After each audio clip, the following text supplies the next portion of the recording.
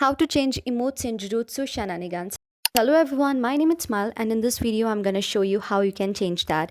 So you should follow the following steps for that. Go on the Google Play Store and open your Roblox. After you open your Roblox game, what you need to do is step by step follow the following steps right here. First of all, open the game, launch Roblox and start Jujutsu Shenanigans. Access the emote menu. Look for the emote menu icon on the screen. This is usually located in the game's interface, often as a button with a smiley face or similar icon. Alternatively, press the key or button assigned to open the emote menu. This key can vary depending on the game settings and the platform you are using as well. Browse the available emotes. Once the emote menu is open, you will see a list of available emotes. Browse through the list, see which emotes you have unlocked are available for the use. Now select and equip the emotes and follow any prompts to confirm your selection or assign the emote to a specific slot. Now use the emotes in your game.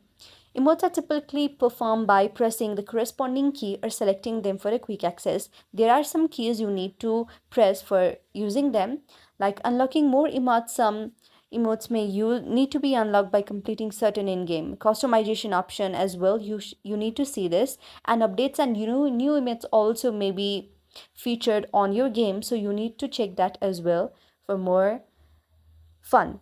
So, for most accurate and detailed instructions, you can refer to the official documentation community guides for the Jujutsu Shenanigans. These resources will be provided up to date information tailored to the current state of the game as well.